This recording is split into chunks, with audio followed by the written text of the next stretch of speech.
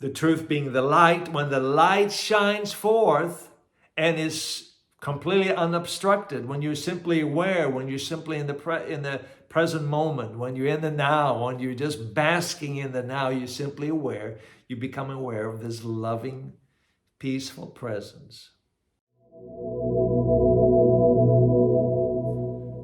One of the questions that I'm often asked is about the chaos in our mind, the voices in our head. It's like there is this voice in our head that we cannot turn off, that we cannot silence. It's compulsive. It's filled with worry and thoughts of shame and guilt and fear and anxiety and stress, with a plethora of emotions. And you have these recurring thoughts that are automatic. It's not like you try to stop them, but you can't stop the thoughts. They just keep coming back and over and over and over again. And you say, how can I experience freedom from this suffering that these thoughts and emotions produce inside of me? And this is a question, of course, that I have spent a lot of time not only researching, but also even in my own spiritual journey, coming to a place of well-being, inner well-being. And so I want to address this question today and hopefully help you and give you some tips on how and what you can do to essentially help you be free from these toxic emotions, from these negative thought patterns, and experience an inner wholeness and really unlock mental well-being. But in order to show you some practical steps, I want to explain some of the principles first, because I think it will be incredibly helpful for you if you understand this both from a scientific point of view, and I'm not going to go into great depth into science, but I'm going to touch on it a little bit, but also from a spiritual point of view, and I want to touch a little bit even on some of the things that we see in spiritual texts such as the Bible, and specifically some of the teachings that Jesus, some of the mystical teachings of Jesus that will be incredibly helpful to you to understand this bigger issue and hopefully help you experience a deeper level of freedom, mental well-being. Now, you don't have to be spiritual. You don't have to belong to any religion. None of that really makes any difference as far as what I'm going to share with you today. But I still want to share because it's part of my, of course, what I have done and taught for so many years. I still want to share some of these principles for those people who are from a spiritual background, for those people who are religious. I want you to be able to see these principles because they're incredibly helpful. So let me just first begin, because this is how it all starts. To really experience freedom, we have to recognize that at the very core, and this is something that scientists are learning more and more and have difficulty and not been able to explain fully well, is this concept of consciousness. That, for example, if I compare you to even the most intelligent AI computer or AI software, a quantum computer, for example, the quantum computer is not going to be conscious. It's very intelligent. It has the ability to figure things out that probably most of us could never figure out. It would take us maybe many years to figure out, even to the point where they say it would take 10,000 years to come to the same conclusion that a quantum computer can.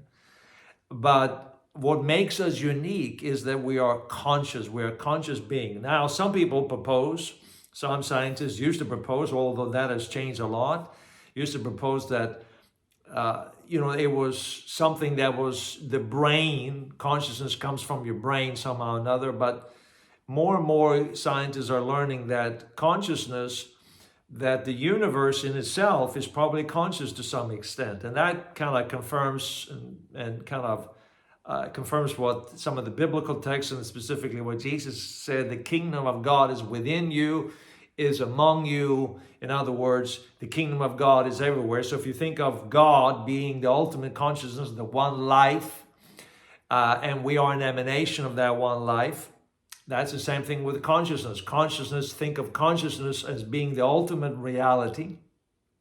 That is hard for us to understand and comprehend maybe, but because we're so tied into this concept of our biology that there is a beginning, there is an end. But if you actually, which what science has proven, if you begin to realize that there is a quantum world, and at the core of that quantum world is consciousness. There's a conscious observer and a witness, and essentially then we are a witness, we are consciousness. So when you were born, you were a conscious being. And then when we die, of course, what happens then? Well, our body is still there for a period of time. We are in a casket. I hate to be morbid, but it's a good way to explain this. We are in that casket, but there is no life. There is no consciousness. There is no witness. There is no awareness. The body is still there, but there is no awareness. And what we call that in spiritual terms, we call it the spirit has parted. The spirit has left the body. So consciousness and spirit, I would put it this way. Spirit is another word for consciousness. It's more of a religious terminology or spiritual terminology that is used by many traditions, but that is probably the best way to explain it. So what happens when we are born, of course, we are born with no worries, no concerns. We're not worried about what's going to happen 5 years from today. We're not worried about little stomach ache. We don't get anxious about this or that and anything else. We just want food. And so we're simply just aware. We're just taking the world in. We're absorbing the world. And that is the witness. So to really experience freedom from the mental turbulence, we got to move beyond all these layers that have been added to it. So think of it this way, that the canvas of your life is this consciousness. It is the awareness that has nothing added to it. The consciousness, the awareness is always present in the now. There is no past, there is no future. It's always present in the now. It exists outside the realm of space and time.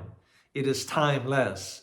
Its biblical text refers to this as eternal. We think of eternal, of course, within the concept of beginning and end within the time frame, which is not really at all what it means. Eternal means there is no time. It is always in the now. And really life always plays out in the now. There is always now. What I said a few minutes ago, that's in the past. That time will never return again. So I always experience life in the now. The only way I experience life outside the now is through my thoughts about the past or my thoughts about the future. So the thoughts about the past generally has been accumulated since you were a child. And it has been accumulated in your brain, in the cerebellum, which kind of is in your limbic system. And that might seem like a strange thing to say, but what that means is there's a subconscious that has created all these based on trauma, beliefs, and all kinds of stuff, has accumulated an idea, an identity of who you are, an ego, we can call the ego, the egoic identity of who you are, that now shapes how you perceive the world, now shapes how you interact with the world, now shapes how you view the world, whether you view the world through a fearful lens or through a loving lens or through a anxious lens or through a guilty lens. It's based on the past. So guilt and fear and all those emotions stem from the past. But now they project themselves onto the future. So anxiety has to do with the future. It's something that has not happened yet, but now we are thinking about it, and our thoughts are flooded with these ideas about the future, and it makes us anxious. It makes us worried. It makes us, fretful. Or we can have thoughts about when we hear things, and we hear things of what's going on. It can fill us with rage and anger, and that causes us then to project it into our future, and we become very insecure about our future. So all of this gets accumulated in our brain, in our memory. And what happens is that that beautiful canvas that is consciousness, the inner witness, the awareness that was there from the beginning, now gets painted over. It's like, and it has all kinds of paint on it. It has the trauma paint, it has different beliefs, and it all now kind of has become a barrier for you to continue to be aware of your true inner self that is always in the present and the now.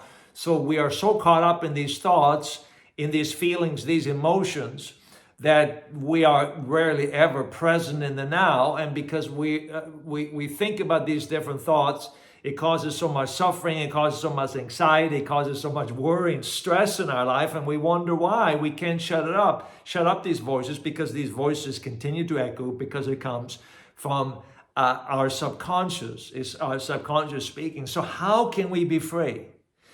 How can we be free? And this is the core essence, is you got to return back. You have to awaken again to your true essence, your true self, to consciousness, that which is an emanation of the one life, God.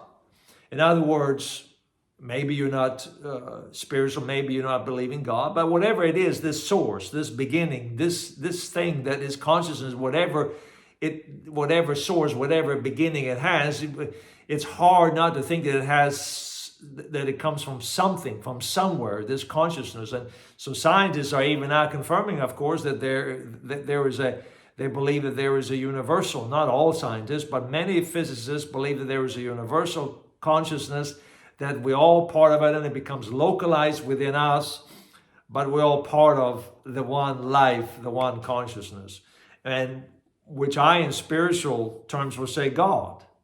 And so we are an emanation. That's why we could say we are children of God. And so then the whole idea of being born again makes sense. It is to return to the beginning again, where awaken beyond those mental concepts, beyond the emotional traumas, the belief system, the narratives and all that, to awaken within again to your true essence. And so when that happens, then, this happens through meditation and so on, when that happens, you become aware of this peaceful, loving presence. And if the more you are aware of this peaceful, loving presence within you, you recognize it as your true essence. And then the thoughts and emotions that you have and all those worries, they become more distant. There is a gap between yourself as the witness and these thoughts. You begin to see them as something that is separate from you. So what does this mean in when it comes to really experiencing freedom from all these thoughts and compulsive thinking and all of that? Let me give you a couple of things here that will be very helpful. First of all, one of the very helpful things is just to become aware of your breath and taking deep breaths and breathing in. You do this for 5 minutes, for example. You take a deep breath.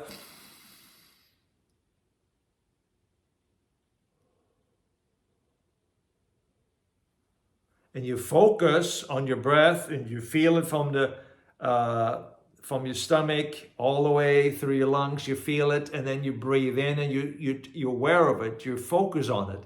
Then you're very much in the present moment. You do that for 5 minutes. That in itself is going to do wonders in your life. Just doing that for every day, maybe several times a day, whenever you feel stress, is going to begin to basically take the power, take the sting out of these thoughts that you're having. And eventually they will just fade away. The thoughts, you won't have these recurring compulsive thoughts anymore. Another way that is very helpful is to, if you have feeling, for example, of rage or anger or stress, name it.